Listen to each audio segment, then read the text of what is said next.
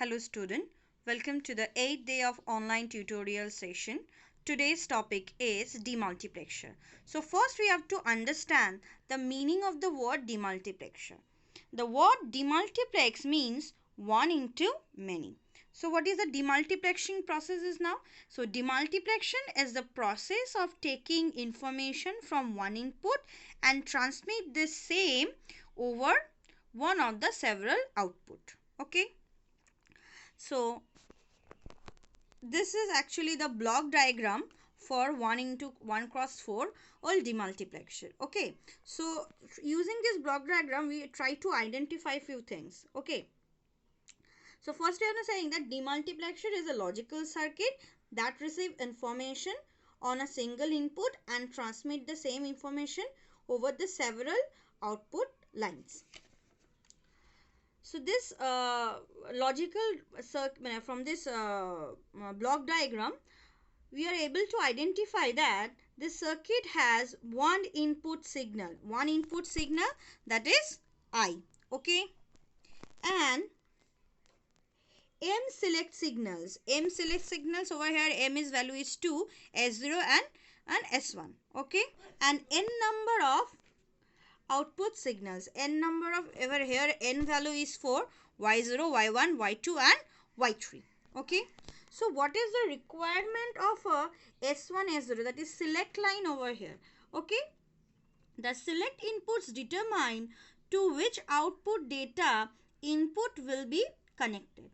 As the serial data is changed into a parallel data, that is input caused to appear on one of the n output lines. So demultiplexer is called a data distributor or a serial to parallel converter. Here because we know demultiplexer is known as a data distributor, just the opposite of the multiplexer, because multiplexer is known as a data selector. From several input it will select one, but demultiplexer just does the opposite operation. Okay, it will from the one information it will transfer to the multiple one. So that's why it is called data distributor. Okay. So from the truth table we need to identify how can we implement the logic circuit diagram. Okay. Okay. Here I is the one input and S0 and S1 is the select line, and outputs are for Y0, Y1, Y2 and Y3. Okay. It is clear that the data input I is connected to Y0 when S1 is 0 and S0 is also 0. Okay.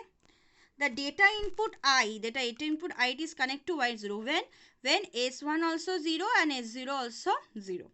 The data input is I is connected to Y1 when S0 is 1 and S1 is 0. The data input I is connected to Y2 when S0 is 0 but S1 is 1. And when the data input I is connected to Y3 when both the S0 and S1 is 1. So from this truth table we came to the Boolean expression for the outputs. Then what is the expression for the particular output? Okay. So this is actually the expression for the output. So for Y0 we are getting I, S0 bar, S1 bar.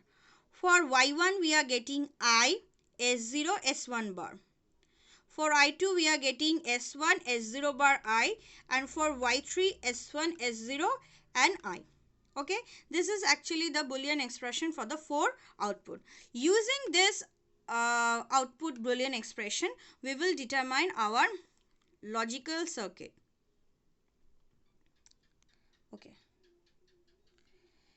this is our logical circuit. Okay, here we are using 2 NOT gate and 4 three input and gate. Why ma'am three input? Generally we are seeing that two input are.